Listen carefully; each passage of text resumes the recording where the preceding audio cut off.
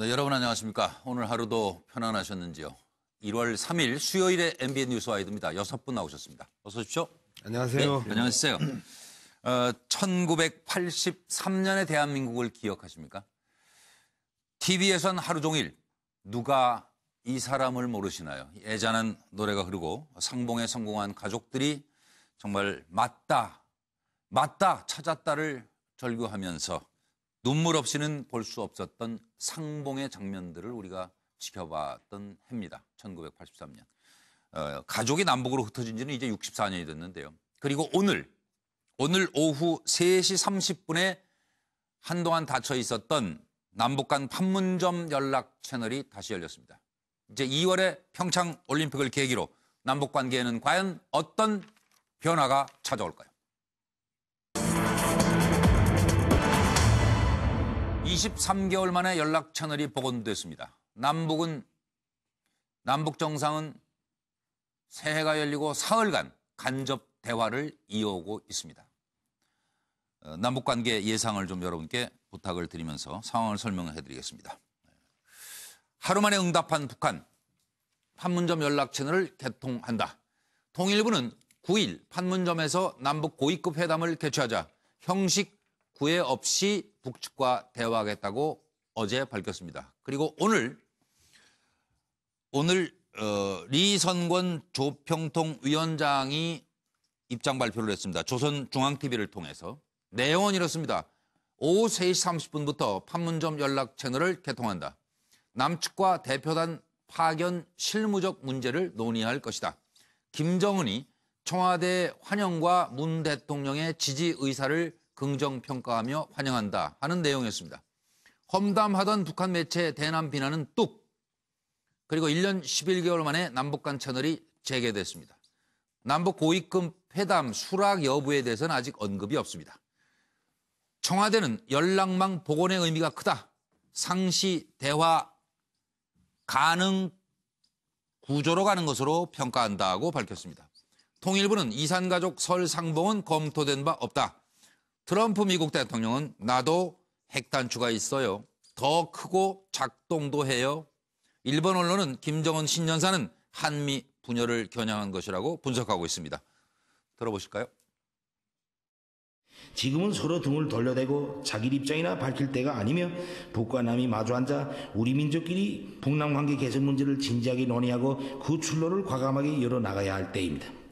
남조선에서 머지않아 열리는 겨울철 올림픽 경기대회에 대해 말한다면 그것은 민족의 위상을 과시하는 좋은 계기로 될 것이며 우리는 대회가 성과적으로 개최되기를 진심으로 바랍니다. 이러한 견지에서 우리는 대표단 파견을 포함하여 필요한 조치를 취할 용의가 있으며 이를 위해 북남 당국이 시급히 만날 수도 있을 것입니다. 평창 올림픽 경기대회 대표단 파견 문제를 포함하여 회담 개최와 관련한 문제들을 남측과 대대에 용기하도록 3일 15시부터 북남 사이에 판문점 연락 통로를 개통할 때 대한 지시도 주셨습니다. 특히 일종의 어른 북남 관계 개선 문제가 앞으로 온 민족이 기대와 염원에 맞게 해결되는가 하는 것은 전적으로 북남 당국이 이 문제를 어떻게 책임적으로 다루어 나가는가 하는 데 달려있다고 강조하셨습니다. 뭐가 지금 변화하고 있다고 보십니까? 한반도에. 양무석 박사부터 진단해 주세요. 예, 일단 북한의 자신감인 것 같습니다. 예. 어쨌든 핵과 미사일 개발이 사실상 완료가 된 것 아니냐. 그리고 배치가 끝난 것 아니냐. 배치가 끝났기 때문에 책상 위의 단추를 이제 강조를 했을 것 같고요. 할 일 다 했다 이거죠. 예. 그리고 김정일에서 김정은으로 이어지는 3대 체제가 조기에 안착했다는 내부적인 자신감들이 현재 북한의 상황인 것 같습니다. 그래서 이번 평창 올림픽 협상을 시작으로 해서 소위 말하는 경박단소에서 중후장대로 이제 전환해가는 즉 가볍고 작은 민간 교류부터 시작해서 나중에 중후장대 즉 군사적인 문제까지 가고 그다음에 그 북미 회담까지 갈 수 있는 출발점이다. 그래서 이게 그 단발로 끝날 문제는 아니고 길게 갈 수 있는 상황이 현재 북한의 저 두 가지의 자신감으로부터 출발하는 것 아니냐. 이렇게 상당히 긍정적 신호로 평가하셨고요. 현경병 전 의원님. 예. 평창 올림픽에는 예. 평화 올림픽이라는 청신호가 왔다고 보여집니다. 그렇죠. 올림픽으로만 보면. 네. 그런데 2월 25일이면 끝이 납니다. 그리고 그 이후에는 제가 볼 때는 다시 긴장 국면으로 들어갈 텐데 특히 그 한미 군사훈련을 지금 평화올림픽 때문에 늦춰놨단 말이에요. 예. 그 군사훈련을 재개할 수밖에 없고 하게 되면 그때부터는 북한이 빌미를 잡아서 충돌 국면으로 갈 거로 그렇게 봅니다. 예. 조금 두 분이 생각이 다르셨고 이제 김영주 전 의원 생각을 듣겠습니다. 예, 이제 우리가 기본적으로 김정은 체제가 이번 올림픽을 평화올림픽으로 치르겠다는 의지는 명확한 것 같습니다. 판을 깨지 않겠다라고 하는 차원에서 그런데 제가 보기에는 이러한 북한이 물론 뭐 두 분의 어떤 그 우리 측의 신호에 답을 하진 않았습니다만 공식적으로 어쨌든 답변 형식으로 북한의 김정은 위원장 또 공식적으로 남북 채널이 가동되었다라고 하는 것은 그 협의의 평화올림픽을 뛰어넘어서 광해의 올림픽으로 갈 조짐이 보인다. 그런 조짐까지 말하자면 보인다고. 이제 단순히 이제 군사훈련을 뛰어넘어서 어떤 북미 대화까지 가고자 하는 의지 그런 어떤 자신감의 표현이다 이렇게 보여집니다. 예. 김광덕 부장 생각은요? 예, 북한이 어저께 우리 대화 제2 판문점 채널을 복원하자는 거에 대해서 두 번 전화를 안 받다가 이제 오늘 개통을 하자면서 먼저 연락을 왔는데 이거는 남녀 관계로 말하면 잠시 밀당을 좀 벌인 뒤에 먼저 풀어줘 전화를 한 것도 이렇게 보인다. 이렇게 비유할 수 있고. 근데 여기가 어떤 전략이냐 하면 평창 올림픽 그걸 계기로 통남을 먼저 하고 한국과 이제 대화를 하면서 나중에 미국과 협상을 하는 그런 전략. 통남에 이어서 통미로 가는 전략인데 과거에 보면은 주로 이제 이 통미 복남이라 그래서 한국은 좀 배제를 해버리고 바로 다이렉트로 미국으로 가서 북미 협상을 하는 게 있어서 굉장히 한국을 곤혹스럽게 한 적이 있었는데 이번은 오히려 한국과 먼저 대화를 함으로써 미국이 좀 안달을 하게 만들어서 미국과의 유리한 국면에서 하겠다. 유리한 협상의 어떤 유리한 입지를 차지하려는 그런 속삭이 본인들 속내는 그런데 그게 과연 뜻대로 그렇게 되지는 않을 거로 보입니다. 박상병 박사 생각은요? 네, 2015년, 16년 그 즈음에 북한은 특히 경제적으로 굉장히 어려웠지 않았습니까? 그때 북한의 뭐 수혜 등등과 관련해서 또 곡물 생산도 그렇고 거기다가 이제 유엔의 대북 제재 때문에 상당히 어려울 때 지난 2017년 초에 김정은의 신년사는 핵 경제 병진 노선을 택했습니다. 그 어려운 상황 속에도 핵은 포기하지 않겠다는 의지를 밝힌 것이고 수차례 핵실험을 하지 않았습니까? 북한 입장에서는 지난해 말에 드디어 핵 무력이 완성됐다고 선언을 했습니다. 이제 남은 과제는 뭘까요? 바로 인민들을 편안하게 하기 위한 경제 개발에 총력을 쏟을 타이밍입니다. 올해가 딱 그 타이밍이죠. 올해가. 그런데 계속 추워봐요. 배 따시고 등 따뜻해야. 근데 올해는 어쨌든 마침 평창 올림픽이 있어요. 남반부에서. 김정은은 놓칠 리가 없는 거죠. 그래서 남쪽과는 대화를 통해서 어떻게 보면은 남북 간의 교류 이것이 더 나아가면은 북미 간의 대화의 물꼬를 털 수 있는 하나의 계기가 되는 거죠. 그렇죠. 그런 측면에서 평창을 일종의 터닝 포인트로 한번 삼아 보는 겁니다. 그러나 이때까지일 것이고 올림픽 끝나고 난 다음에 잘 될지는 의문이에요. 왜냐하면 이것 또한 미국의 대응이 굉장히 중요한 것 같거든요. 미국이 어떻게 변할지가 아마 이 터닝 포인트에서 정말로 급반전 될 수가 있을 것인지 아니면 평창까지만 하고 그 이후엔 다시 북한도 핵실험이라든지 ICBM 실험을 하고 한미 군사를 같이 하면 또다시 긴장국면에 갈지는 전적으로 미국의 손에 달려 있다. 알겠습니다. 이경환 대변인 말씀 주십시오. 어제 있었던 그 김정은의 신년사의 에이스의 방점은 평창 올림픽보다는 오히려 핵 보유국 인정의 방점이 있었습니다.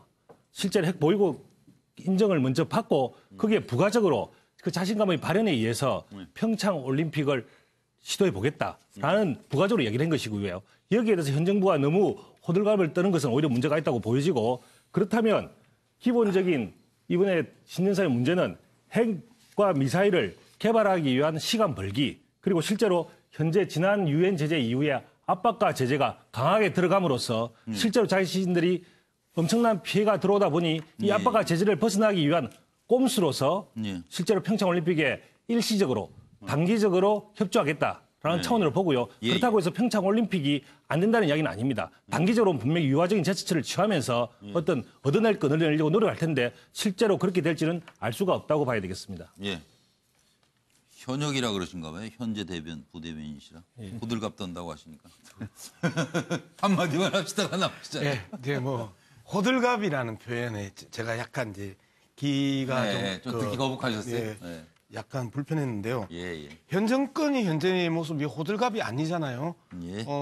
대통령 후보 시절부터 일관되게 외교적 평화적 방법으로 남북한의 문제와 핵 문제를 해결하겠다라고 주장해 왔던 게 문재인 정부의 기본적인 흐름이었고, 그 다음에 지난해 12월 19일 날 CNN하고 이야기할 때도 아주 파격적으로 이 한미 군사 훈련에 대한 연기를 던졌고, 그동안에 여러 차례의 북한의 변화들을 이끌어내기 위한 제안들을 했는데 결정적으로 이제 군사적인 문제까지 제안을 던지면서 저는 여기에 대한 화답의 의미가 어제의 김정은 위원장의 신년사였다라고 이제 보는데, 그러면 당연히 지난 10년 동안 남북 관계가 꽁꽁 묶여 있고 얼어붙었고 하는 부분에 대한 최소한의 해빙기의 조짐을 우리 정부가 그러면 아유 쓸데없는 소리 하고 있는 쟤들을 어떻게 믿어 취하라 자스가 이렇게입니까? 그리는 못하는 거 아닙니까? 그러면 이미 처음으로 반응이 왔으면 적극적으로 대응하는 것을 호들갑이라고 표현하는 건 거북하다. 한번 해봐야겠습니다. 그러면 호들갑이라는 표현은 취소하겠습니다. 강조해야 될 부분은 단순히 적극적으로 대응하지 말라는 뜻이 아니라 기본적으로 북한의 전술에 대해서 이런 부분이 그런 우려입니다. 실제로 어제 신년사의 방점은 뒷부분에 있었던 것이 아니라 앞부분에 있었다는 것 갖다가 정확하게 국민들에게 알려야 된다는 이야기죠. 그 부분을 알리지 않고 뒷부분만 이야기하니까 제가 호들갑이라고 얘기를 하죠. 예, 알겠습니다. 뭐 야당만 보고 있는 게 아니라 국민도 보고 있고 생각이 또 다 있으시니까요. 북한 대화 제2에 지금 미국은 냉랭한 반응을 보이고 있습니다. 그래서 이걸 한번 좀 들여다봐 주세요. 미국과 북한의 지금 속내 어떤 생각을 하고 있다고 보세요? 들어보시겠습니다. 우리 국가의 핵무력은 미국의 그 어떤 핵 위협도 분쇄하고 대응할 수 있으며 미국이 모험적인 불장난을 할 수 없게 제압하는 강력한 억제력으로 됩니다. 미국은 결코 나와 우리 국가를 상대로 전쟁을 걸어오지 못합니다. 미국 본토 전역이 우리의 핵 타격 사정권 안에 있으며 핵 단추가 내 사무실 책상 위에 항상 놓여 있다는 것. 이는 결코 위협이 아닌 현실임을 똑바로 알아야 합니다. 김정은 동지께서는 문재인 대통령이 직접 적극적인 지지 의사를 표시하면서 해당 부문에 실무적 대책들을 세울 것을 지시하였다는 보고를 받으시고 그에 대해 긍정적으로 높이 평가하시면서 환영의 뜻을 표명하셨습니다. 남조선 당국과 진지한 입장과 성실한 자세를 가지고 실무적인 대책들을 시급히 세울 때 대한 구체적인 지시를 주셨습니다. 김정은 위원장 신년사를 통해서 핵 단추가 내 책상 위에 놓여 있다는 것 위협이 아닌 현실이에요. 그러자 저 멀리 미국의 트럼프 대통령이 그래요? 나는 더 크고 강력한 핵 단추가 있어요. 내 버튼은 작동도 하는데 이렇게 답했습니다. 자, 북한, 미국, 북한, 속내 간단히 현경병 의원 다 쓰셨네요. 예. 미국 입장에서는 비핵화라는 원칙은 확고한 걸로 보여집니다. 예. 그리고 지금 할 수 있는 군사적인 부분을 뺀 나머지 모든 조치를 하고 있는 상황이거든요. 경제 제재를 중심으로 해서 유엔 또 미국 자체적으로 진행하고 있기 때문에 그런 부분에서 변화가 없다. 그리고 그 변화를 일으키려면은 북한이 근본적으로 비핵화를 포함한 변화인데 기대하기 어렵지 않냐고 보고 북한 입장이 중요한데요. 북한이 지금 시간 벌기가 조금 필요한 것 같아요. 바로 지난달 잘 생각하시면은 미국은 CIA를 중심으로 해가지고 이제 석 달밖에 시한이 없다라고까지 나왔단 말이에요. 분명히 말했어요. 예. 그게 무슨 내용이냐면은 석달 시한부라고. 예.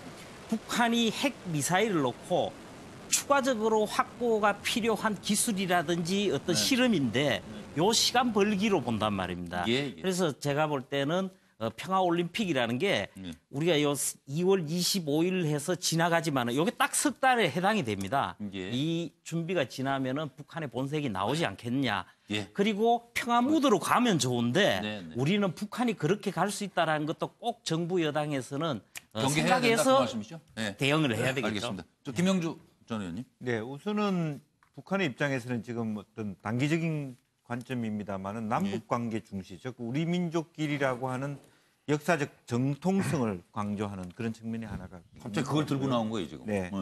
그런 면에서 자기가 어떤 그동안의 핵 개발을 통해서 여러 가지 국제사회 비난을 민족적 동질성 회복이라는 정통성을 확보하겠다는 그런 태도로 보여집니다. 예. 한편으로 트럼프는 여러 가지 뭐 이렇게 거칠은 언사에도 불구하고 좀 여유 있어 보이는 것은 물론 내부적으로 미국의 국무성과 국방성의 입장은 다르긴 하지만은 사실은 이번에 트럼프가 중국 가서 상당히 많은 여러 가지 깊이 있는 대화를 한 것 같습니다. 그래서 미중 관계 위주로 보면서 이 판을 좀 여유 있게 들여다보는 그런 어떤 시간적인 여유를 좀 갖고 있지 않느냐 그렇게 보여집니다. 하여튼 양 박사, 저 평창 동계올림픽 끝나고 볼 일이에요. 네, 근데 뭐 일단 북한이 필요할 때는 우리 민족끼리를 강조할 때가 있고 또 자기들이 필요할 때는 또 통미봉남 전략을 아주 번갈아 가면서 유연하게 구사하는 이 북한의 모습들을 우리가 일차적으로 보는데요. 어쨌든 이번 사안에 대해서는 미국 같은 경우 상당히 예상 밖의 기습 공격을 받았다. 근데 이제 계속해서 저하고 이제 이견을 이제 우리 대변인하고 이제 이견이 다른데 미국 또한 앞쪽에 지금 방점을 보이는 게 아니고 어제만 해도 3번이나 관계자들이 나와가지고 남북 간의 대화 문제에 계속 신경을 지금 곤두쓰고 있는 거거든요. 그런 미국의 태도들을 보면 후반에 던졌던 남북 간의 대화의 문제와 평창 올림픽이라는 부분이 예상하지 못했던 기습적인 제안이었다라고 이제 보는 게 그러면서 이제 트럼프 같은 경우는 했던 거고 그다음에 이제 김정은 같은 경우는 푹 하고 한번 기습적으로 한번 비수를 찔른 거죠. 그럼 이번에 이제 이경환 대변인이 받아서 말씀해 주세요. 저는 좀 생각이 다른데요.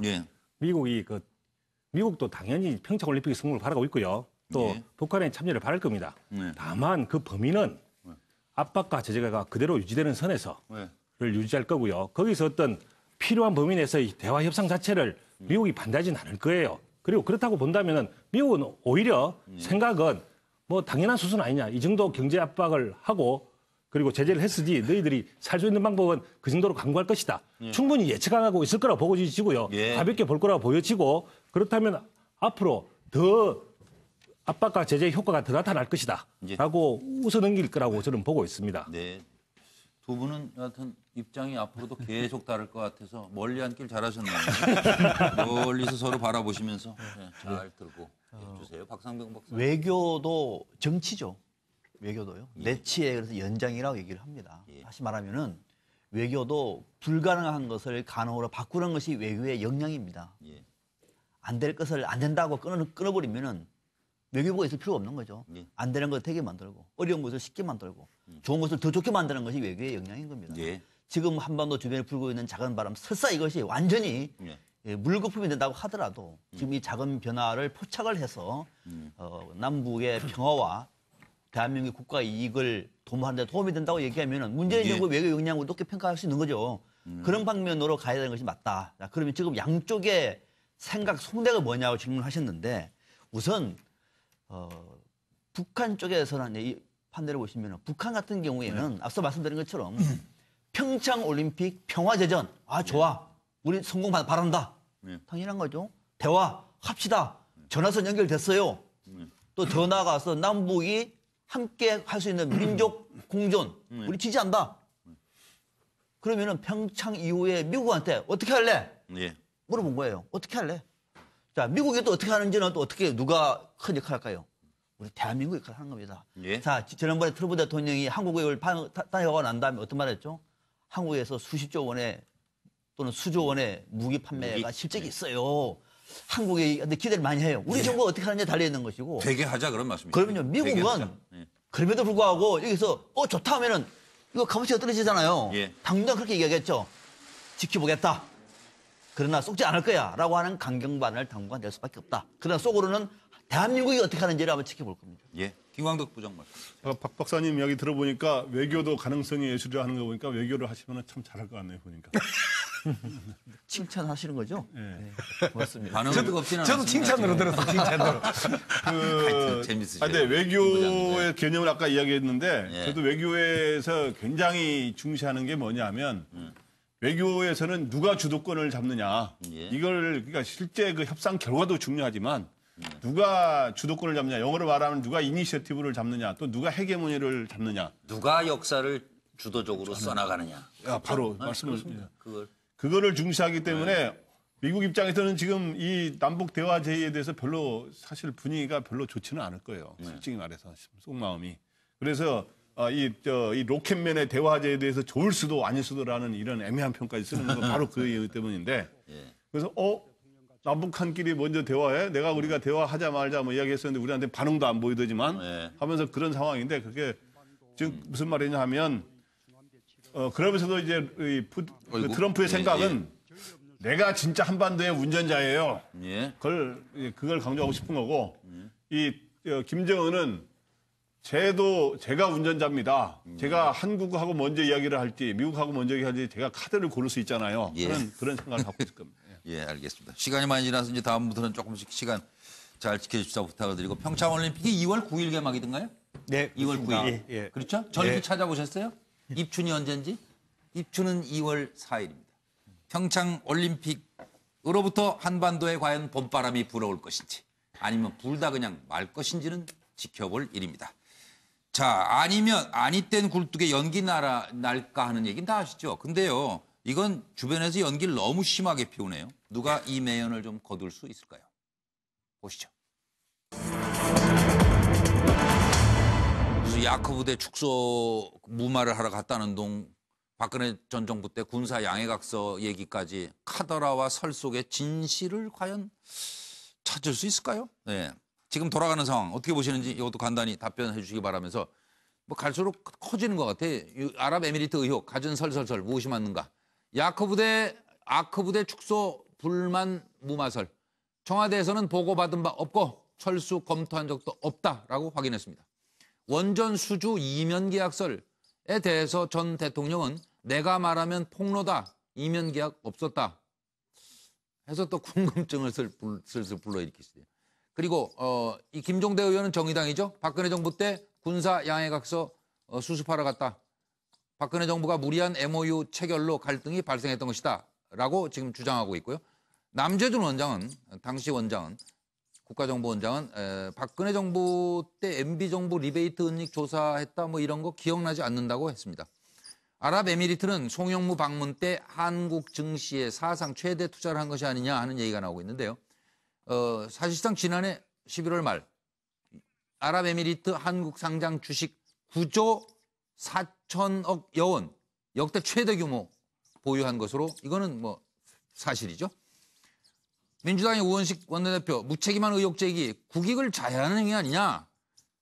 한국당 홍준표 대표 꿀리는 것 없으면 국정조사에 응해라 이렇게 말하고 있고 일단 다음 주에 왕세제의 측근인 칼둔 행정청장이 방문하는 것으로 되어 있는데 외교부는 뭐 아직 결정된 것은 없다라는 입장입니다. 자, 들어보시겠습니다.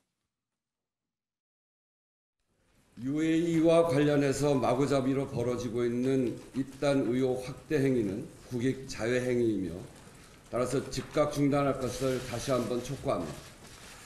자유한국당은 원전에서 시작해서 근거도 박약한 폭로를 이어가면서 그 책임을 무리하게 문재인 정부에 뒤집어 씌우려 하고 있습니다. 국방, 군사 등 민감한 양국 간 외교 문제이기 때문에 청와대가 전모를 다 공개하기 어려운 상황임을 악용해서 외교를 정쟁의 도구로 사용하는 위험한 도박을 벌이고 있는 셈입니다. 국정조사는 해야 되겠죠. 그런데 자기들이 꿀리는 게 없으면 국정조사에 응하겠죠. 그런데 나는 기본적으로 아랍에미레이트 그 원전 게이트 사건은 이명박 대통령 잡으려고 들어갔다가 국제 간의 분쟁이 일어난 사건으로 봅니다. 그래서 자기들이 이제 어떻게 수습하는가 우리가 한번 지켜봐야 하겠지만은 자기들이 꿀리는 게 없다면 국정조사를 받아주겠죠. 예. 그러면 공개를 하면 자유한국당이 어떻게 감당을 하느냐? 그럼 해야 되겠죠. 그렇죠. 예. 그 사람들 책략으로 보면 당연히 하겠죠. 그런데 그런 식으로 국가 간의 외교 문제를 국내에 정량적으로 이용하는 건 옳지 않습니다. 최근에 이 논란이 불거지면서 다시 그 일련의 진행 과정을 다시 재검토해 본 결과, 예. 국회도 전혀 알려지지 않은 한국 아랍에미레이트 간의 군사 양해각서가 체결이 됐다.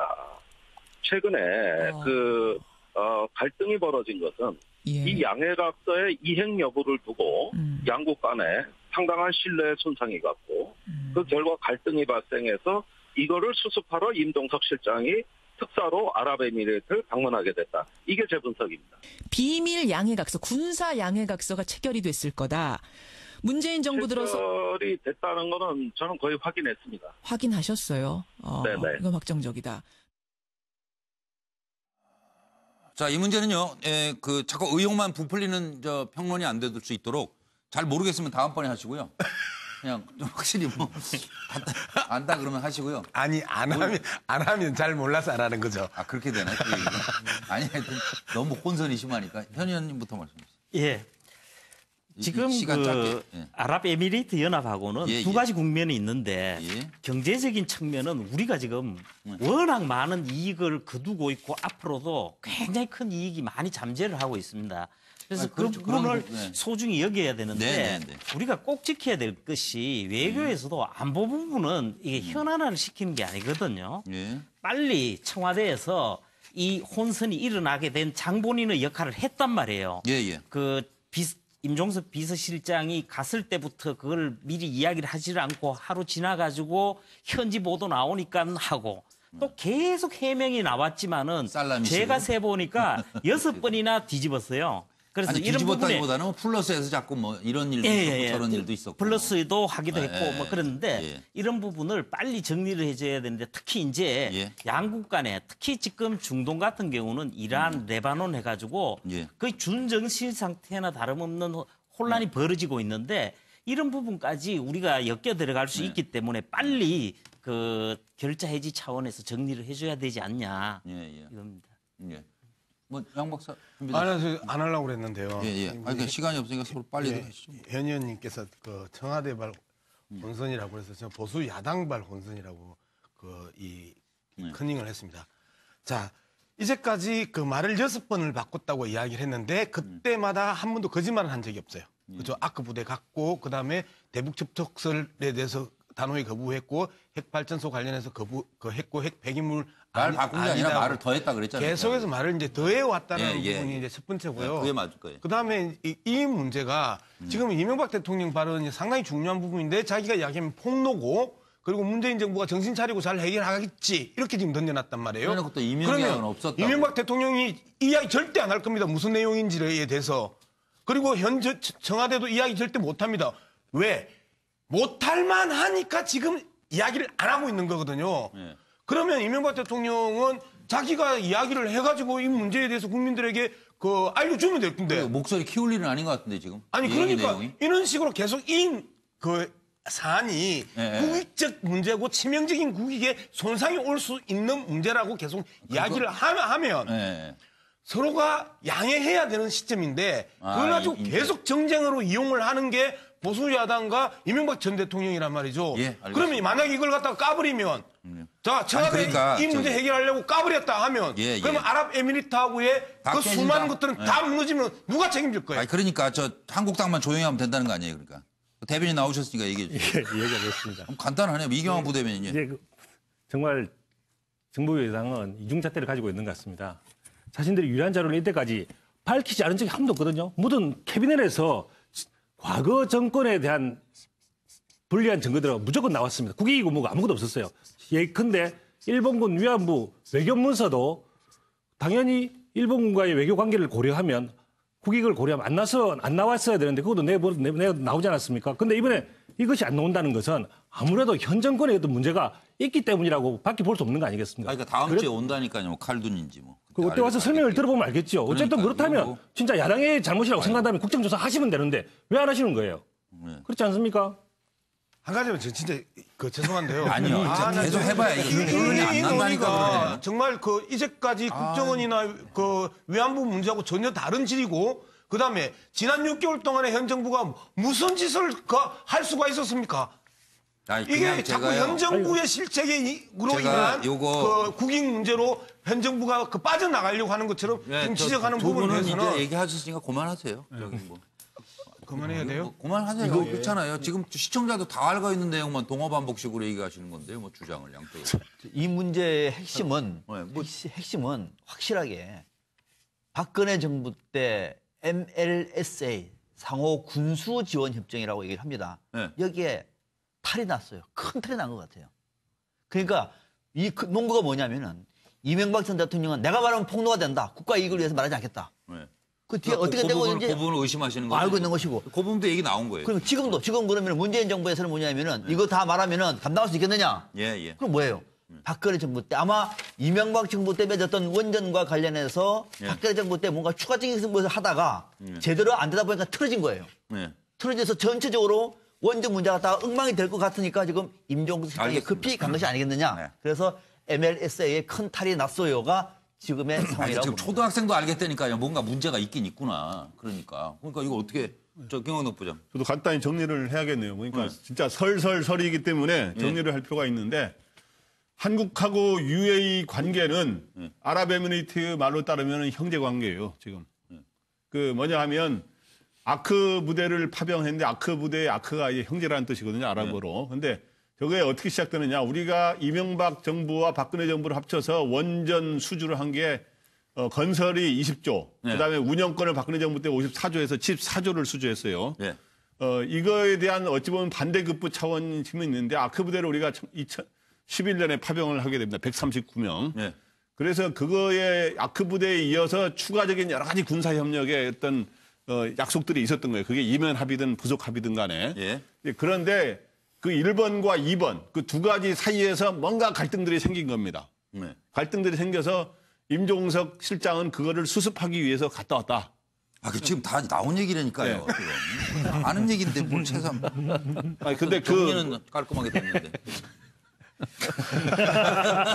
아는 이야기하면 안 되는 분위기 오늘. 아는 이야기하면 안 되는 분위기. 죄송해요. 패널들이 잘 설명하시는데 이렇게 말씀드린 이유는 이 문제는 어쨌든 정치권에서 정말 말로만 국익 앞세우지 말고 조금 더 침착하게. 국민들은 사실은 기다리시는 거 아니에요? 어떻게 보면. 국민들은 가만히 기다리시잖아요. 그러니까 조금 자중자애하면서 문제를 풀어나가시는 모습을 좀 보여주었으면 하는 생각 들으실 거예요. 제가 짧게 마무리하겠습니다. 이 화면에서 보이지는 사진에서 그대로 나타났는데요. 결과적으로 임종석 그 비서실장이나 모하마드 빈 자이드 왕세제나 여유가 있어 보입니다. 여러 가지 문제들이 존재할 수 있었습니다만 현 정부의 문제가 아니다라고 하는 것을 단적인 예고요. 이 표정에서도 충분히 각종 여러 가지 그동안의 대화가 원하지 않아서 있을 수 있는 소통의 부재를 커버하고 왔다. 그렇게 생각이 들고 칼둔 청장이 뭐 다음 주 온다 그러니까 훨씬 더 좋은 뉴스가 더 많아질 것이다. 저는 그렇게 보고 있습니다. 뭐 빚쟁이 만나러 간 것 같지는 않다 그 얘기죠. 지금. 그렇습니다. 그죠? 그러니까 서로 협의할 만한 내용을 그러나 당장 밝히기 어려운 내용을 심도 있게 논의했다라는 정도라고 좀 기다리자 이런 말씀이시고 그리고 이 아랍에미리 특사 강공으로 나가던 한국당의 추가 공세 딜레마 이 질문을 제가 준비를 했는데 이건 어떻게 할까요? 잠깐 들어보고 이건 뭐 잠깐 들어보시고요. 하여튼 사실 대답하실 필요는 없을 것 같아요. 정리해 놓겠습니다. 들어보세요. 하고 지나가면 저는 이 일부 언론이 그 사안을 마치 전인 정권들이 이 UAE와 원전 수주와 함께 다각적인 협력 분야의 그런 국가 간 협약 조인이 이게 마치 잘못된 것처럼 이걸 국민들에게 호도하기 시작했습니다. 어제 청와대 관계자는 급기야 한국당이 만일 이걸 까면은 한국당이 감당이나 할 수 있을는지 이렇게 공갈 협박을 합니다. 국가의 신용과 그리고 국가의 이미지도 다 버리는 망나니 같은 애교 끝에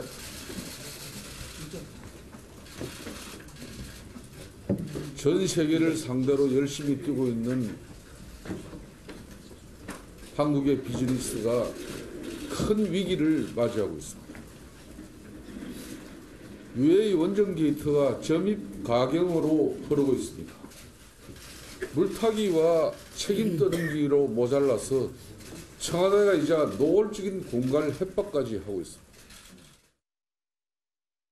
6시 46분입니다. 시간이 많이 지나서 저희 조율을 했는데 양쪽에서 자유한국당 대변인 말씀해 주시고 이경환 대변인 말씀해 주시고 양문석 박사 답변해 주십시오. 네. 예. 아니 뭐 저희들이 추가 공세 딜레마라고 하는데 왜 보도가 왜 나왔는지 모르겠는데 네. 저희들 계속적으로 국정조사 요구하고 국정조사까지 가자. 가자. 예. 그냥 가서 오픈해서 예. 사실을 밝히면 됩니다. 예, 알겠습니다. 그 정도 하시고 양 박사는 그러면 국정조사 가자는데. 거의 뭐 한 달 동안 이 논의 속에서 자유한국당이 독자적인 정보를 통해서 독자적인 폭로를 한 적이 한 번도 없습니다. 다 언론을 인용했습니다. 그죠? 두 번째 어제 뭐 그저 황장수 소장이 MB로부터 상당 부분 많은 정보를 받을 수도 있다라고 정보는 많을 거다라고 이제 이야기를 했는데 현 상황을 보고 MB가 이야기했던 폭로 그다음에 정신 차리고 문재인 정부가 해결하지 않을까 뭐 이렇게 이야기하는 모습을 보면서 만약에 MB로부터 받는 정보면 MB가 자신과 자신의 정권의 안위를 위해서 자유한국당에게 상당히 불리한 잘못된 그 정보를 줄 가능성이 높다. 그래서 한 가지만 딱 이야기를 하면요. 추가 공세가 왜 딜레마에 빠지느냐 하면 독자적인 정보를 취득해서 독자적으로 한 번도 의혹 제기를 해본 적이 없는 게 그래서 일련의 과정이었다는 것을 우리가 주목할 필요가 있는 거죠. 그럼 양측을 조정해서 박상현 박사가 마무리해 주시죠. 이런 문제는 사실 국정조사로 푸는 것이 정답이죠. 그런데 지금 이 문제는 원전과 관련해 있는 거대한 국가 이익이 직결된 한국과 아랍에미리트의 외교적인 문제가 맞물려 있기 때문에 국정조사를 하기가 쉽지가 않습니다. 만약에 국정조사해서 UAE와 원전과 관련돼 있는 것이 만약에 수포로 돌아갈 경우에 그 책임을 자유한국당이 지겠다고 얘기하면 저는 국정조사도 수행할 필요가 있다고 봅니다. 이거는. 그러나 자유한국당이 그런 것도 없이 그냥 국정조사하면은 야당에서 받아주기가 쉽지가 않을 것 같고요. 왜 자꾸 딜레마에 빠지느냐라고 봤더니 아마 내부적으로 점점 자료를 자유한국당에서 취합해 보니까 이거 박근혜 정부 때문에 문제가 생기는 거야? 라고 하는 쪽으로 방향을 좀 찾고 있는 것 같아요. 그러다 보니까 다른 정보를 더 하기가 어려워지는 거죠. 그래서 더 할 수도 없고 안 할 수도 없는 이런 어떤 딜레마에 빠지고 있는 것이 지금 자유한국당의 원내 지도부가 아니겠느냐. 저는 이렇게 예상을 합니다. 더 하실 말씀 있으시면. 저 한마디 하겠습니다. 그 뭐 위안부 아까 이야기를 했는데요. 그 부분에 대한 책임도 결국 문재인 정부가 질 것이기 때문에 똑같은 이야기 아니겠습니까? 책임을 져야 될 것이죠. 그럼 일단 질 거니까 어쨌든 국정조사 하시면 되지 않겠습니까? 왜 자꾸 공개는 안 하고 그런 말을 하시는지 제가 이해가 되지 않습니다. 그렇게 얘기 안 하면 안 할수록 뭔가 더 있다는 의심이 들지 않겠습니까? 그냥 공개하시면 되겠습니다. 근데 일찍이 이야기를 했었잖아요. 그 한국과 아랍에미리트 간에 있어서 그 비밀리에 이야기했던 외교적인 그 문제가 걸려 있기 때문에 이야기할 수 없다고 이야기를 했는데 그 이야기는 그 이야기 제가 계속 말씀드려요. 외교적인 문제는 아까도 외교적인 문제 때문에 오픈한 경우가 있었지 않습니까? 저희는 다음 얘기로 넘어가겠습니다. 두 분 나갔다 오시는지 알아서 해결해 보세요. 이거 뭐 저기 MB 측은 MB 얘기를 하죠. 뭐 MB 측은 맞죠 이 얘기가 지금 다스는 수사할 사안이 아니는데요. 그런데 왜 검찰은 쓸데없는 짓을 하고 있을까요? 힘 빼면서 분명 이유가 있을 겁니다. 보시죠.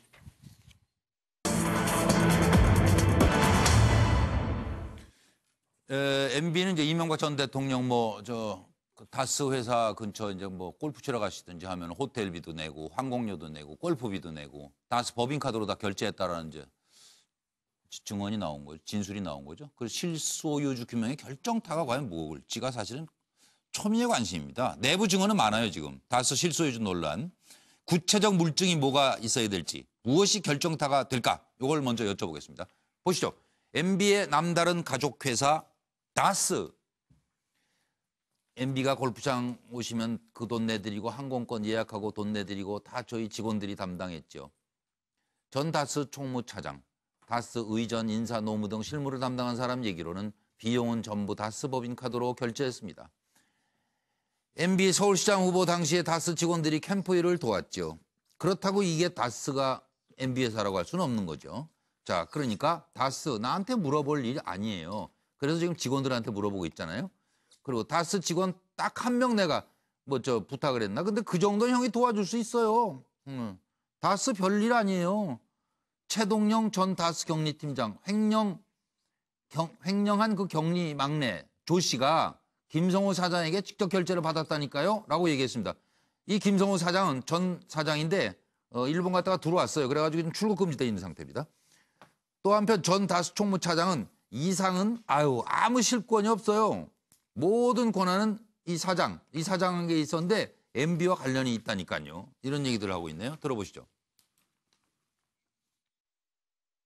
MB는 교인이잖아요. 차례를 안 지내. 그러니까 그 기간에는 김윤웅 여사하고 운동하러 절기로 내려오지. 그러면 저는 차례도 못 지내고 저행을 해야지.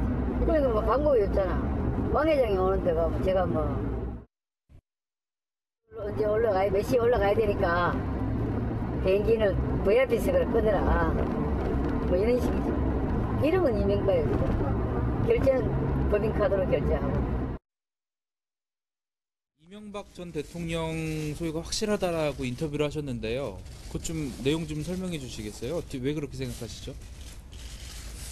글쎄요, 언론에 말씀드린 바와 같이 일단은 그 당선인 신분 때 제가 이동영 씨하고 한번 찾아뵌 적이 있어요. 당시에 이제 당선인 신분자께서 하신 말씀이 있는데 실제 소유자가 아니라면 그런 얘기는 못 한다고 생각하고 있어요. 다른 내용도 많지만 그거는 검찰에서 말씀드리도록 하겠습니다. 120억 비자금 조성에 이명박 전 대통령도 관여했다고 보십니까? 어떻게 보세요? 그거는 검찰에서 조사해야 될 내용입니다.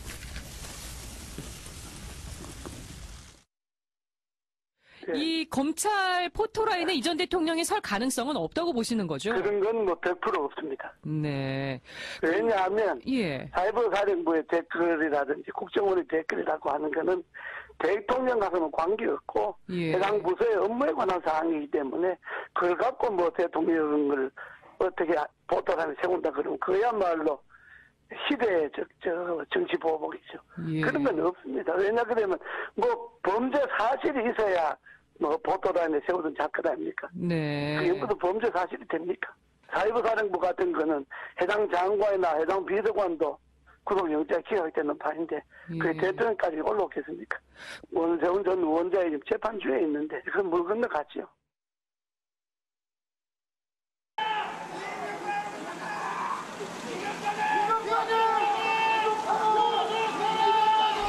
내 자신도 어쩌면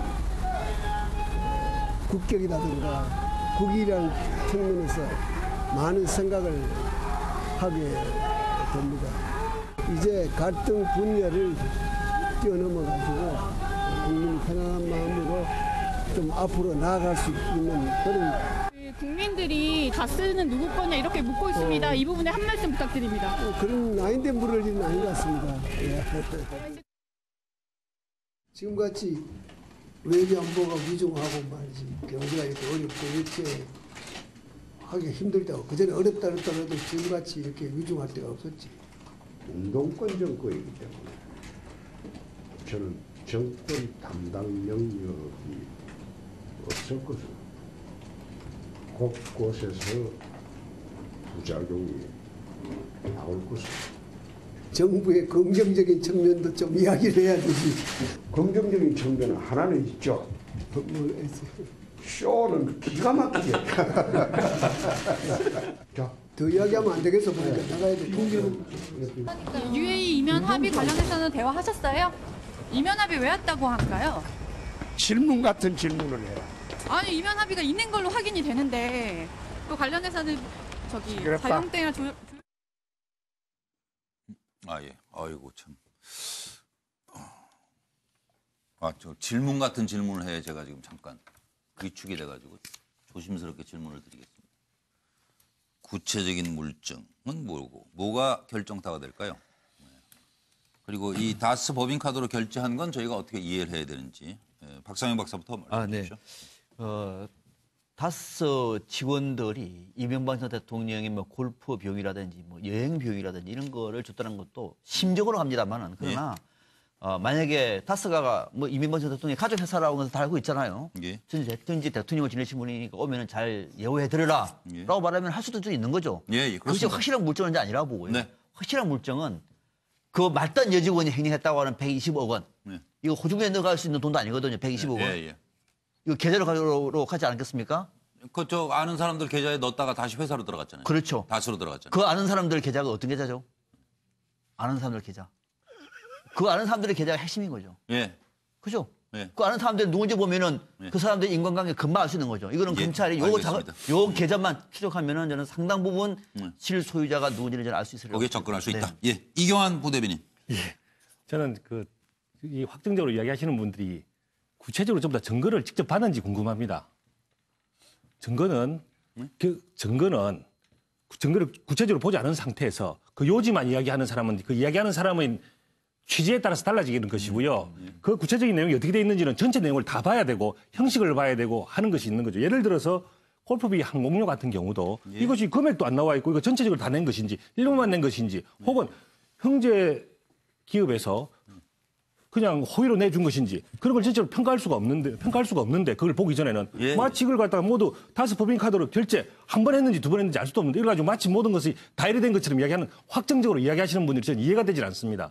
그래서 제가 말씀드리는 것은 증거의 증명력은 증거의 구체적인 형식 내용에 따라 다르기 때문에 그 증거를 본 사람만이 판단할 수가 있고요. 알겠습니다. 그렇기 때문에 그거 없이 이야기하는 자체가 좀 우스운 이야기인데 어쨌든 이 사안 자체는 과거에 특검을 통해서 결과가 나왔던 사안이죠. 그 특검은 구체적인 증거를 봤다는 이야기죠. 최소한 그 당시 현출된 증거를 가지고 판단했기 때문에 그 당시는 맞는데 지금 이야기하는 증거들이 그 위에 새로 나온 증거인지 아니면 그 이전에 이미 나왔던 증거인지 그런 것들이 밝혀지지 않은 상태에서 확정적으로 이야기하는 것은 정말 문제가 있다고 보입니다. 그럼요. 그건 맞는 말씀이고 수사할 사안이 아니라는 의견에 대해서는 수사할 기본적으로 보통 수사 관행 측에서 나온 얘기죠. 보통 관행상 이미 한번 조사가 이루어진 사안에 대해서는 특별한 증거가 문제가 있다고 되는 것이 아니라 아주 유력하고 원래의 처분을 바꿀 만한 유력한 증거가 나타나지 않는 선에서는 다시 조사하는 법이 없습니다. 대부분 각하가 되고요. 이번에는 경우에는 무엇 때문에 그렇게 됐는지 저는 알 수 없는데 제가 증거를 안 받기 때문에 어쨌든 현 정부가 되고 나서 갑자기 또 재조사가 이루어지지 않습니까? 그 이야기는 다시 정권이 바뀌면 또 재조사가 이루어지지 않는다는 보장이 어디 있습니까? 어느 순간이 되면 반드시 확정적인 사실로서 곧 인정을 해야 되는데 그걸 계속 뒤집게 되면 어떻게 되겠습니까? 사법부가 존재할 이유가 없죠. 그런 얘기까지. 사법부 존재 이유까지. 양 박사는 왜 안 하실 거예요? 자꾸 이야기를 하면 앵커께서 짜증을 내고 이러니까.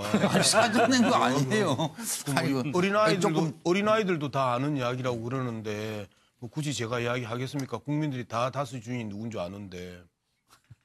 그건 또 아닌데 또. 나는 증거를 본 적은 없어요. 그래서 형식과 내용에 따라서 증거가 아주 다르다고 그러는데 특검 이야기를 하셨는데 저는 아무 생각 없죠. 특검이 문제가 있었던 거고 그리고 사실상 그 여직원의 횡령 또는 비자금 형성 과정에 대해서 이미 수사해놓고 밝히지를 않았어요. 그리고 거기에 대한 어떤 처분도 내리지 않았습니다. 근데 이러한 부분들이 계속해서 지금 드러나고 있는 거잖아요.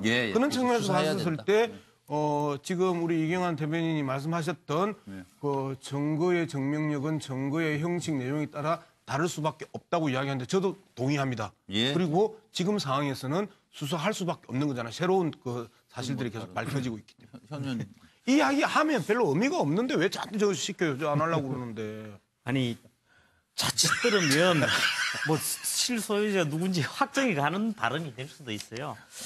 제가 볼 때는 그 결정타가 나올 게 없다고 보는 입장이라고 지금 말씀을 드리는 건데 사실 이 다스 문제를 놓고 수사나 특검에서 조사를 한 지가 10년이 넘었단 말입니다. 그리고 특검까지 포함하면 4번까지 했는데 이번에 또 하는데 제대로 해야 되겠죠. 제대로 해야 되는데 제가 볼 때는 그동안 당사자가 다 검찰이지 않습니까? 형식이나 시기가 달랐을 뿐이지 그래서 그게 반복되는 부분이 아니냐는 게 있고 그리고 아까 그 골프비하고 항공료 같은 경우는 다스 본사가 경주에 있습니다. 그래서 경주 방문했을 때의 그 예외적인 사안입니다. 누구라도 제가 볼 때는요 손님을 초대를 하면은 그에 따른 제방 경비 중에 일부나 전부를 부담하는 게 뭐 한국 문화이기도 하고 기업에서 그런 다 그렇게 한다. 그건 뭐 특별하지 않다. 예, 네, 알겠습니다. 그런 차원에서 볼 수 있죠. 예, 김영주 전 저는 뭐 이 이명박 전 대통령 대단한 분이라고 생각합니다. 이렇게 패러다임의 전환을 몸소 실천하신 분이라서 물질 소유적 패러다임에서 존재적 패러다임으로 넘어가는데 제일 앞장선 분입니다. 그래서 제가 만들어낸 그 조가 소유적 존재. 아무것도 가지지 않으면서 전체를 다 가지는 아주 누구도 따라할 수도 없고 증거력을 만들어내지도 않는 아무도 증거도 들이댈 수 없게 만들어가는 정말 초인 같은 존재였다고 보고 다만 하나 좀 제가 아쉽게 생각하는 것은 말하자면 상속세와 관련해서 2010년에 그거 다음 얘기로 준비돼 있어요. 그런 부분에 대해서는 조금 그거가 인간성에 비해서 좀 그게 지나치다. 결정적이에요. 그런 생각을 좀 갖고. 그거 한번 좀 이따 자세히 짚어주고 김광덕 부장 요거 정리하고 넘어가겠습니다.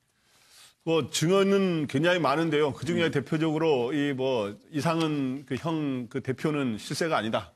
그것도 또 말이죠. 왕 회장은 MB다 뭐 이런 하여튼 증언들이 굉장히 많아요. 그런데 결정타가 있는지 없는지는 사실 좀 봐야 되는데 있다면 아까 여기 이야기했지만 120억 원 비자금에 실제 그 돈이 어디로 흘러갔다면 누구한테 흘러가느냐 그걸 밝히는 게 아주 핵심인 것 같아요. 그리고 또 근데 그 돈 나갔다가 여러 명 계좌로 있다가 그 돈이 120억이 그대로 들어왔다면서요, 다스로. 예, 근데 그거를 또 정확히 밝혀봐야죠. 그동안 했던 것들이 수사가 잘못됐다는 얘기도 있으니까. 고네요. 또 하나는 다스가 BBK에 투자한 140억을 이명박 정부 때 그걸 되돌려 받았는데 그때 과연 청와대라든가 외교 관계자들이 어떠한 또 역할을 했느냐. 그것도 논란이 될 수 있는 거거든요. 그저 바로 그 두 가지 점. 실소유주보다도 그 두 가지 점이 바로 핵심이라고 봅니다. 네, 알겠습니다. 그래서 돈 보기를 돌보듯 하라 이런 얘기가 있지만 실제로 그렇게 하기는 어렵잖아요. 근데 그렇게 했네요. 그러니까 참 사람들이 희한한 일일세. 예? 속세의 사람들이 의혹을 갖게 되는 건 어떻게 보면 당연한 거 아닙니까? 속사정을 좀 들여다보실까요? 한이 굴러온 돌을 외쳐요, 돈을.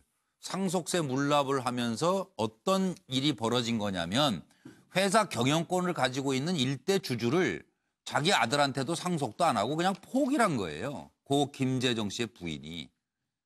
누가 봐도 이건 도저히 할 수 없는 불리한 결정을 스스로 선택했다. 그러니까 이거 좀 이상하다. 이 의문점에 대해서 여쭤보도록 하겠습니다. 제가 잠깐 설명드리죠. 다스 실소유주를 알고 싶다면 BBK 140억 투자금 반환 보고서가 2008년에 작성됐는데 김경준 스위스 계좌 동결 조치 그리고 BBK에 투자된 140억 다스 돈입니다. 반환 관련 내용, 다스 소송 비용 이런 게 다 이제 다스 투자금 반환에 MB 청와대의 행정관 김재수 LA 총영사 이런 사람들이 고군분투했다라는 얘기가 나오니까 그 이상하네. 그런 얘기가 나오는 거죠. 본인 회사도 아닌데 뭘 왜 청와대 행정관하고 총영사가 여기 왜 나와요, 이름이. 고 김재정 회장이 이제 돌아가시면서 상속세 관련해서 2010년에 작성된 문건에 보면 김재정 재산과 상속세 납부 방법을 제한한 문건인데 김재정 재산 목록과 평가액 이런 얘기가 들어있고 8가지 시나리오 상속세 계산이 돼 있다는 겁니다. 부동산 부자 김재정 일가가 왜 8가지 시나리오 상속세 계산 중에 가장 불리한 상속 대안을 선택했을까에 대한 답을 우리는 알고 싶은 겁니다. 그 이상은 씨와 김재정 씨는 16살 정도 나이 차이가 되는 걸로 알고 있습니다. 맞습니까? 뭐 그런 정도 차이 날 겁니다. 예. 근데 우리 정수로는 말이에요. 사돈끼리 동업하는 애가 그다지 아마 없을 겁니다. 그리고 더구나 나이가 16살 정도 차이가 난다면은 그 아무리 사돈을 하더라도 그 동업한다는 게 저는 조금 이해가 되지 않습니다. 그런데 후보하고 처남 그리고 후보와 형님, 형님과 처남 요 세 개의 그룹으로 나눈다고 했을 때 어느 쪽이 가장 사이가 좋다고 생각하십니까? 네, 뭐 그 사이는 뭐 척도할 길이 없죠. 이상은 회장님과 김재정 사장은 업종을 같이 하면서 사업자 출입처가 같았습니다. 그러니까 뭐 거의 매일 만나다시피 하는 사이입니다. 또 김재정 사장은 아마 이상은 회장님 연세 비슷한 형님이 공직자로 있다가 돌아가셨습니다. 그래서 하고 또 성격이 또 좀 미안하게 좀 성격이 두 분이 좀 비슷합니다. 그래서 형님 같이 돼서 사돈이 아니라 형님 할 정도로 두 분이 어울려 다니는 그런 사이입니다. 그래서 아마 그런 관계로 발전을 해서 저보다는 사실 더 솔직히 말씀을 드리면 두 분이 상당히 더 친한 사이입니다. 저하고는 굉장히 좀 서먹서먹한 사이입니다. 말씀을 제대로 드리면은. 저 6억 원이 모두 개인 돈이 맞습니까? 예. 굳이 현금으로 빌려주신 이유에 대해서는 예. 뭐라고 진술하셨습니까? 감사합니다. 뭐 충분히 얘기했으니까 기다려보시면 됩니다. 예, 고맙습니다. 검찰 서면 네, 조사와 감사합니다. 입장 달라지신 게 있나요? 뭐 달라진 것도 없죠. 뭐. 한 말씀 해주십시오. 예, 뭐 할 말 없어요. 다스와는 전혀 관련이 없습니까? 없어요. 사용증을 서울 다스 사무소에서 쓰셨다는데 얘기 나중에 보세요.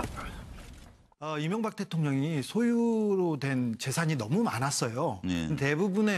대부분이 친척이나 그리고 처남 김재정 씨한테 이렇게 그 이름이 등장하죠. 처남. 차명으로 해놨는데 충북 옥천에 있는 그 김재정 씨 소유의 땅에 수십 년 전에 150만 원 정도 근저당, 그러니까 근저당권이 설정될 때는 190만 원 근저당이 설정이 돼 있습니다. 35만 평 땅에. 이명박 대통령 친인척이나 주변 사람들은 이렇게 비슷하게 이명박 대통령으로 의심받을 부동산이 많이 있습니다. 수십억짜리, 수백억짜리 땅이 불과 3천만 원 정도, 4천만 원 정도 30년 동안 장기 저리로 대출을 받는다던가 이런 땅이 몇 군데 더 있습니다. 예, 요 문제에 대해서 답변을 현 의원님 준비하시죠. 예.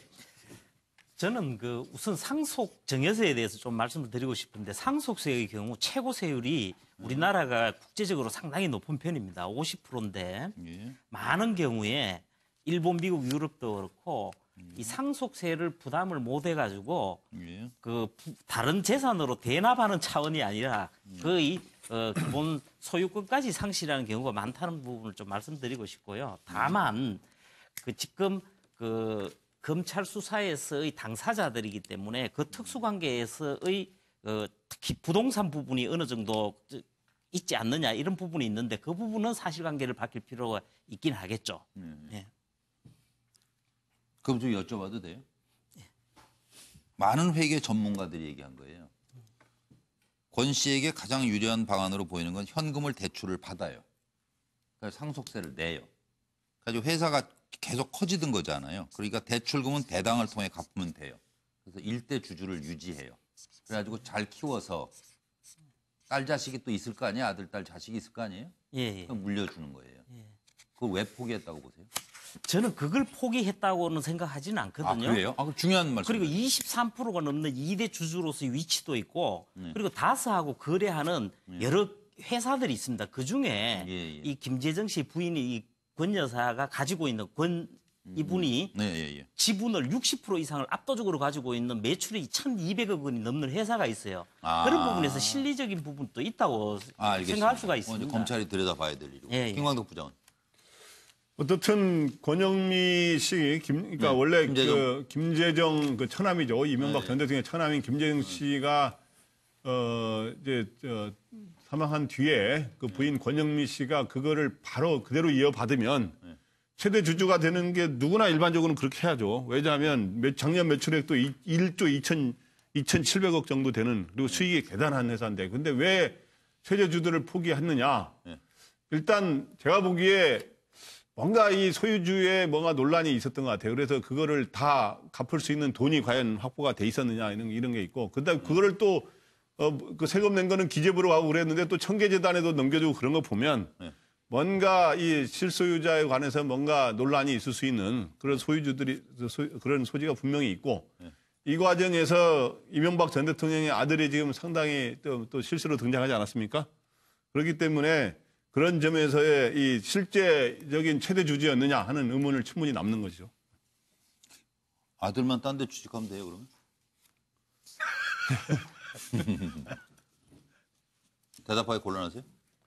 그러니까 아들이 그렇게 최대 주주로 이렇게 하면서 가야 맞는 건데 그게 제대로 안 되고 이런 거 보면은 좀 이상한 거죠. 네, 다음으로 가겠습니다. 더 이상해지는 것 같은데? 이상하다고 얘기하기가 참 어려우신 상황이네요, 다들. 시간이 7시 10분을 지나고 있습니다. MBN 뉴스와이드를 생방송으로 진행해드리고 있고요. 정말 시간이 얼마 남지 않았죠? 국민의당. 참고 그냥 한 집에 살 건지 아주 갈라설 건지 결정의 순간이 다가왔습니다.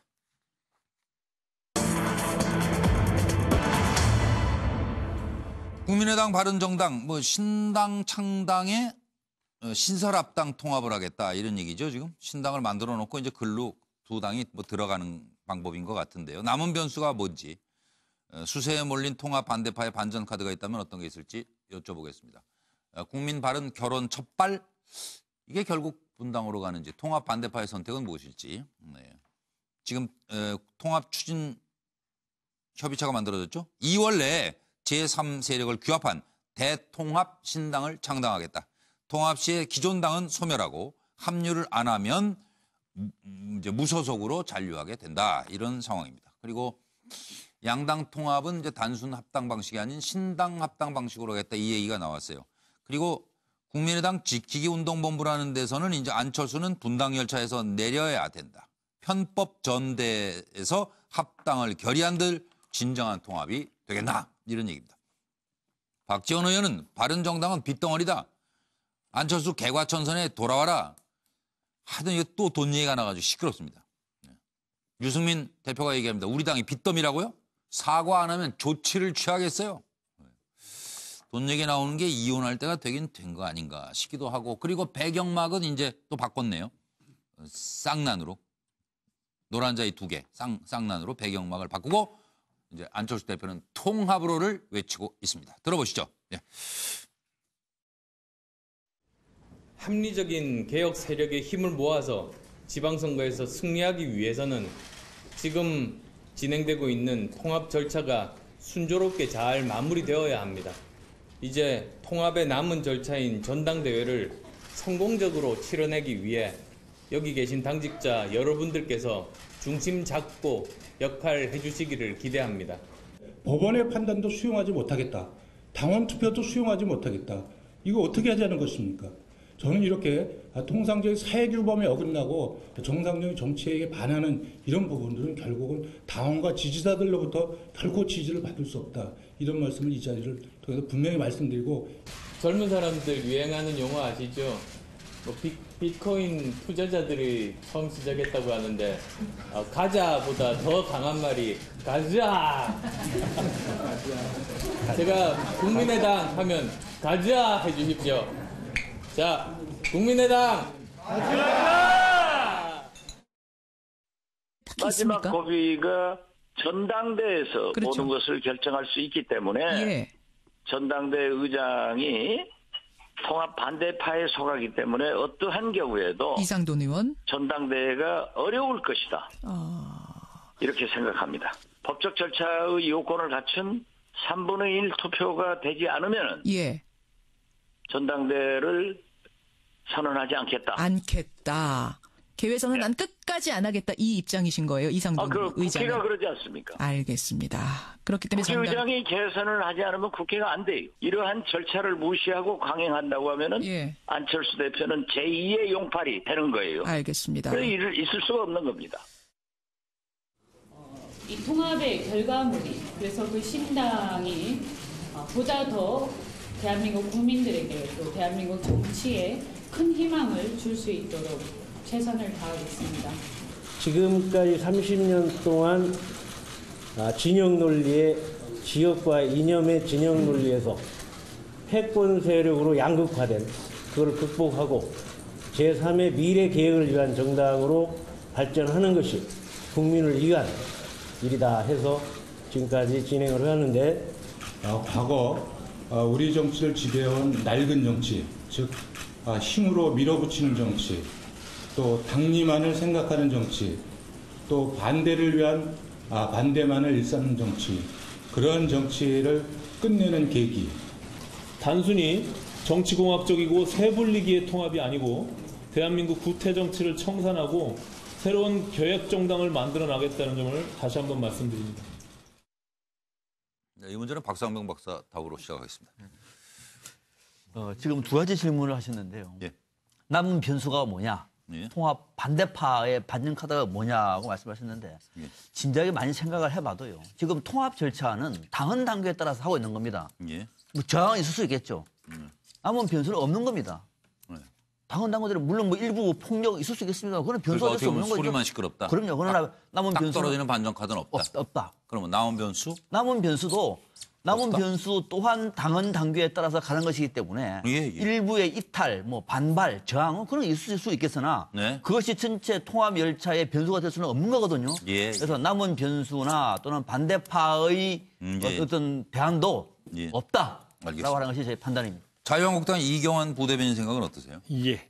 뭐 통합으로 가는 것 자체에 대해서 뭐 통합이 안 될 변수는 있을 수가 없는 거고요. 예. 다만 저는 간단한 산수를 하나 했습니다. 예. 원래 통합은 1+1은 3이 되기 위해서 통합을 하는데 2가 아니고 3이 되기 3이 되기 위해서죠. 당연히 시너지 효과가 나야 되니까. 네. 근데 실제로는 1+1이 2도 아니고 1.5가 될 것 같아서 그게 걱정입니다. 왜요? 가장 근본적인 차이는 시각의 차이죠.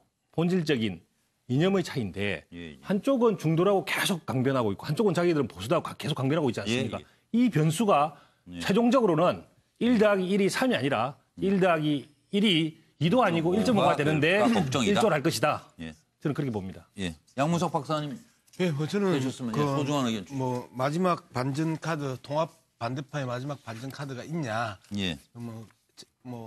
박 박사 그 말씀하셨던 것처럼 제가 보기에는 현재 지금 마지막 그 신랄 같은 희망은 이상돈 전대의장이 어떻게 하느냐에 따라서 일정한 그 지체 현상은 불러일으킬 수 있겠지만 지체는 좀 될 수 있겠지만 지체 현상은 불러일으킬 수 있겠지만 이대로 갈 수밖에 없을 것 같다. 결국은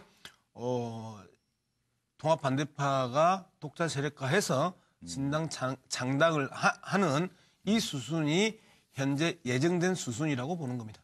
호남 현역 의원들이 결국 나가서 신당을 또 만들게 될 것이다라고 보시는 거예요? 예, 애초에 저 통합 추진 뭐 여러 가지 그 이야기했지만 저는 그 박지원, 천정배, 정동영 이 3인방 축출 이 프로젝트였다라고 봤고 그러면은 뭐 교섭단체 되기는 조금 어렵지 않나 싶어요. 근데 뭐 어쨌든 지금 뭐 20명 그 플러스 마이너스 뭐 1, 2명에서 원내 교섭단체 구성도 가능하다고 이야기하는 그 내부의 그 목소리들도 있기 때문에 결국은 어쨌든 뭐 안철수 대표하고 유승민 대표의 통합은 막을 방법이 없고 결국은 뭐를 이제 통합 반대파는 어떻게 하느냐만 이제 남아 있는 거죠. 큰 숙제네. 네. 현 의원님. 지난 12월 31일에 통합 그 발표 전당원 투표 결과 발표. 발표를 할 당시에 그 민주당 국민의당입니다. 국민의당 내에서 그 통합을 반대하는 의원들이 18명이었습니다. 그때 당시에. 근데 이제 명단에 들어간 분이 지금 흘러나오는 부분이나 그 통합파 쪽에서 나온 부분도 있습니다만은 10명 이하로 내려가지 않느냐는 말도 나오고 있는 상황인 것 같습니다. 그래서 제가 볼 때는 확실한 소스예요?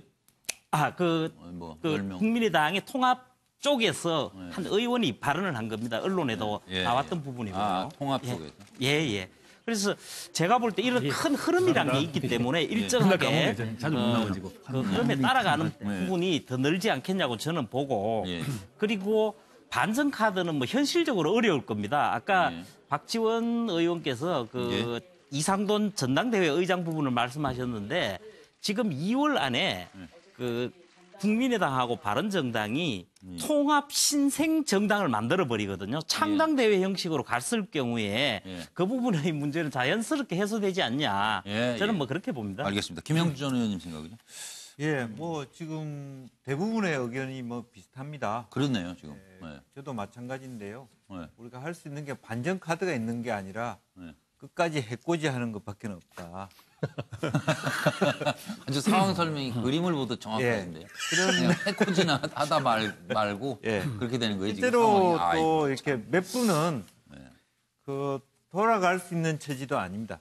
근데 민주당에 온다 그래도 받아줄 수 있는 처지가 아니기 때문에. 그러니까 대표적으로 박지원 의원은 어떻게 해요 그러면? 박지원 의원은 계속 친하다고 그러던데 지금도 박지원 믿는다고? 의원은 또 개인적으로 살아남을 수도 있죠. 그래요? 지방선거 카드와 같이 개인적인 딜을 할 수도 있을 텐데 이제 그런 어려움들이 있을 겁니다. 다만 제가 보기에는 말하자면 바른정당에서 이렇게 국민의당으로 통합하는 과정에서 몇몇 의원님들이 자유한국당으로 얼마나 가느냐가 돌발의 변수가 될 수 있지 않겠느냐.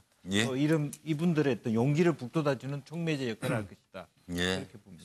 김광덕 부장 정리해 주십시오. 그 양당 통합에 남은 변수는 뭐 전당대회 같은 거는 여러 가지 뭐 애로에도 불구하고 극복을 할 거고요.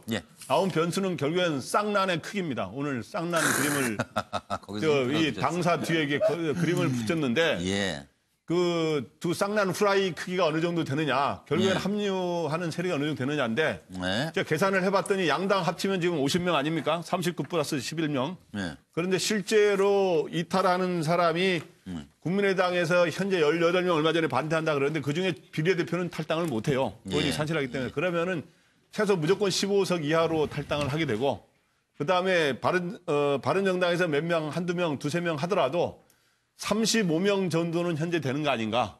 그래서 경우에 따라서는 현재 국민의당 39석을 넘을 수도 있고 못 넘을 수도 있고. 근데 생각보다는 이 반발자 수가 조금 줄어들 겁니다. 알겠습니다. 뭐 이제 결과는 곧 보게 되겠죠, 저희가. 7시 22분이 되고 있고요. 이번에 등장하는 두 사람은 뭐 시청자들은 별 관심이 없을 것 같긴 한데, 그러나 막상 본인들에게는 정치 생명이 걸려 있습니다. 체포동의안 표결이 없이 그냥 영장실질심사에 들어간 최경환, 이우현 두 의원의 운명에 대해 좀 여쭤보도록 하겠습니다. 상황은 이렇습니다. 방탄보호막이 사라졌죠. 현역이긴 한데 친박 최경환 그리고 이우현 운명은 돈 받은 적 없다고 했습니다. 그리고 사실이면 동대구역에서 할복한다니까 검찰이 이거 조사 잘해야 될 것 같아요.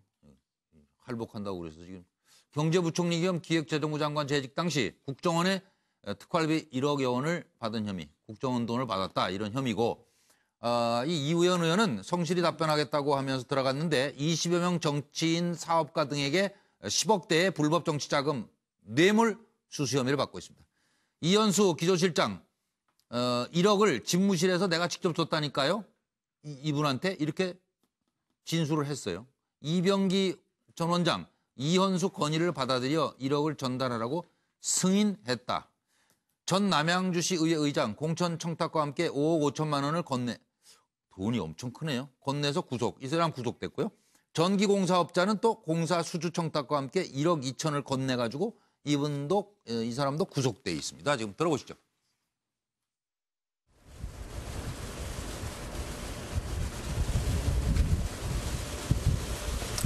국정원 특활비 1억 수수 인정하시나요? 인정하신다는 의미실까요? 어떤 혐의로 설명하실 건가요? 인정하시나요? 고개를 끄덕이셨는데 어떤 의미신가요? 직접 시키신 건가요?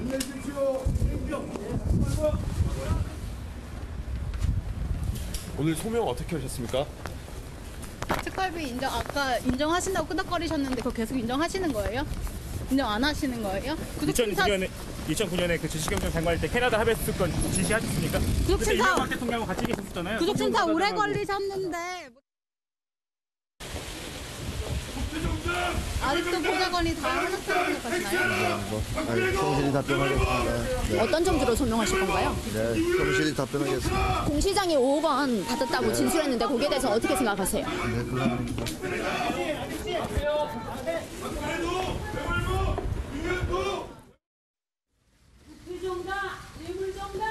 자유한국당 개최하라! 공천 헌금 받은 사실 인정하십니까? 건설업자한테 뇌물 받으셨다는데 맞나요?